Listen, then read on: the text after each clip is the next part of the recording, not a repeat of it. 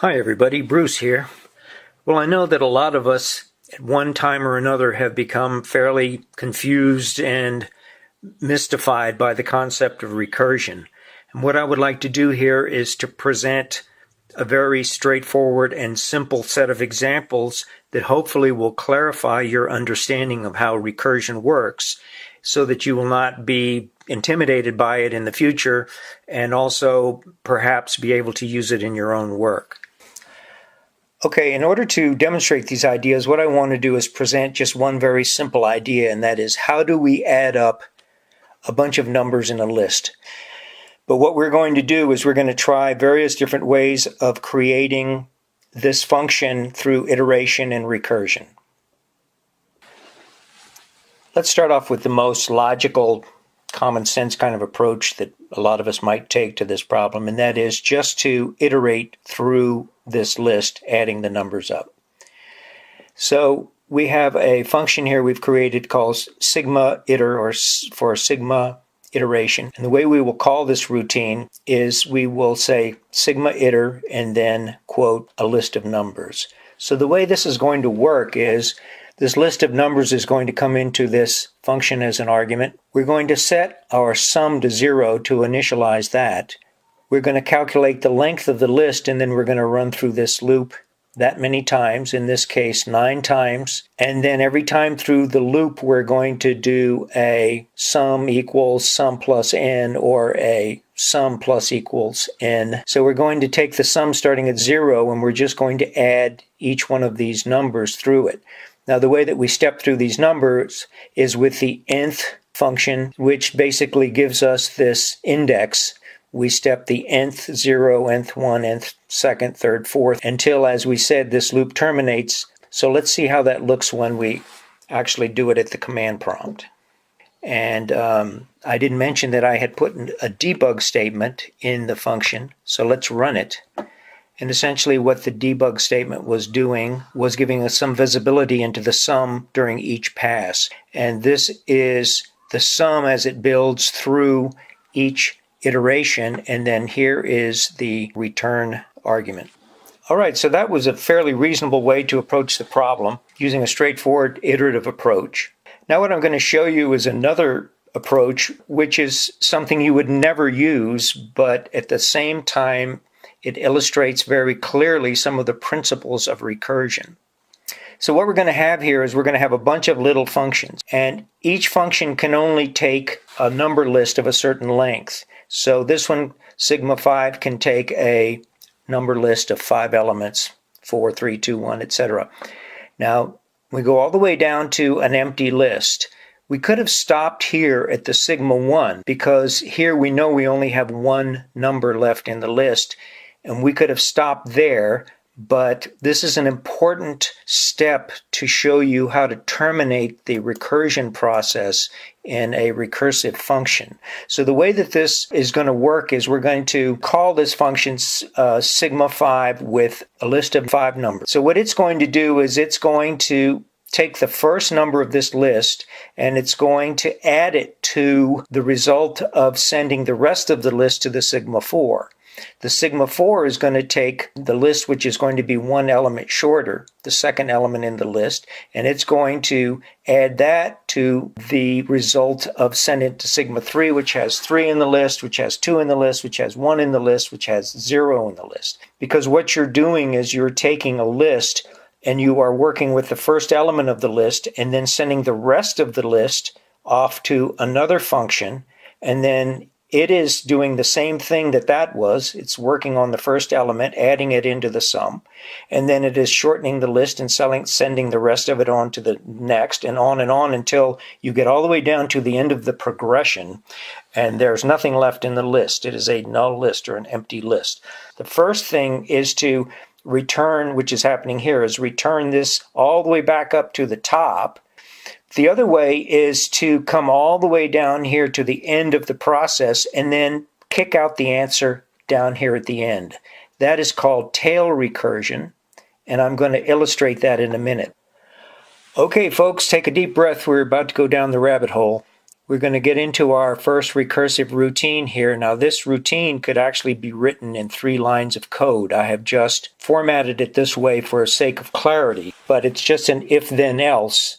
So really for if then else you just need 1 line of code for if then and then another line for code. In the top line you've got 3 lines. So this function is going to show you the power and simple elegance of a recursive routine and how much work it can do in comparison to an iterative approach or the example that I gave you, which you would never use, but nevertheless it was a good illustration. So we've written a routine here called sigma recur. It receives a single argument, which is a list of numbers. Now, not only is this a tremendous advantage in terms of size and simplicity, but it's also extremely flexible. It can receive any number of elements in a number list. So let's talk about how this works. It's actually very, very simple. If you understand that concept that we just talked about of sigma 5 calling sigma 4, this would have to start out with a sigma 9, wouldn't it? It'd have to go sigma 9, sigma 8, 6, 7, 6, 5. I mean, it would be awful. So here we have a number list that comes in as an argument. And remember, I said it was extremely important that we recognize the end condition or the termination. This is what I call a termination test here. And that is, if this list coming into this routine is empty, then we return a 0. Okay. Otherwise, if there are numbers in this list, then what we want to do is we want to take the first number that's in this list. Now remember, this list is going to get shorter and shorter and shorter as it goes through this iteration or this recursion. So we're going to, whatever is the first number in the list that we get here in this particular iteration of the recursion, take that number and add it to the rest of the list. So we send this back to itself. So rather than all those superfluous little routines that had to be specifically aligned with the number of elements in the list, this takes any list and it checks to see if it's empty. And if it's not empty, it takes the first element of the list and it adds it to the rest of the list, basically going through this function again. So just keep in mind that this is exactly the equivalence of calling a bunch of different functions that happen to be named the same thing. So don't ever let that confuse you. It's calling itself, but think of it as being a separate iteration or a clone of itself, okay? That's why I gave you that other example. All right, so let's watch this thing run. Okay, here we are back down to our command prompt, and we're gonna execute this function that we just talked about. So there it is. It just took this list of numbers, and the list of numbers can be any length. Let's just take 6 numbers, copy that, run it with 6 numbers, and we can see that it will run with any combination of numbers. Okay, now we're going to finish up this discussion of recursion with something called tail recursion. What happens with tail recursion is, as you go down through the list of, say, those functions that we had in the beginning, the sigma 5 down through sigma 0, when you get down to the sigma 0, which is the end of the list, you just kick out the answer at that stage rather than going all the way back up through the list. Now this first example of the function actually is 2 functions. The function is split up into 2 parts. So this is kind of the helper function, or actually the work function that does all the work here. And all of this does is sigma tail is that it sets up the arguments to call the recursive function. Now in a minute I'll show you how to get around this. So here's how we would call it, just the same as if we would call any other function. You can't tell whether it's a regular recursive function or a tail recursive function by observing its behavior. It's really, you have to understand the inner workings of it, and you will find if you use recursion, there are times when tail recursion is very advantageous over the normal approach. If nothing else, it uses a lot less stack, a lot less resources and memory, and it might also run faster. So let's just look at the function that we're going to call here, which is called sigma tail. We'll send it the usual list of numbers, and again now we're to the point where we can handle any size list of numbers. So what we do is we receive a number list like this up here. The first thing that this does is sets everything up. So it initializes the sum to 0. This is why we need to have this first function calling the second. So we initialize the sum to 0, and then we call this function with 2 arguments. So we call sigma tail 1, which is this, with 2 arguments, which is number list and sum. So the reason why there's 2 functions here instead of 1 is that this one is going to recur. It needs to pass this sum down through the entire process of why it's recurring. Now, it wouldn't be very user-friendly if we had to call the sigma tail function with a number list and then a 0 tacked on at the end for the sum, and we have no idea what is that 0 doing. So this makes it a little more user-friendly. So we just call this function with a number list. It initializes the sum, and then it passes this number list and this sum of 0 down to the recursion. But the important thing here is that the sum is starting off with 0, and as it goes down through this recursion process, it's building this sum. Now, unlike the other one where it went all the way down to a null list or 0 list and it came all the way back up adding all those numbers together, this is actually adding the numbers on the way down into the recursion. We still have a termination test here. It says, have we terminated it down to 0? If it's empty, the difference here is that we return the sum. Right here, wham, we just return it. We don't go back up through the list. If this list is not empty, we do exactly the same kind of thing that we did in the last version, and that is, see, we set the sum to the sum plus this new first number, whatever this list is, and then we call this same routine again. We call ourselves and with a shorter list. So each time that we go through this iteration, we will see this list getting shorter and shorter, and this little print statement will show that very clearly. Let me just run it here. This along the left column here is showing us what is the sum. So remember, we initialized the sum to 0. So as you'll see that it's taking the existing sum that it has holding and it's adding it to the first element of the list that's coming in as an argument. And then it's increasing the sum, doing the same until it comes down here to a null list, and then it kicks out the answer.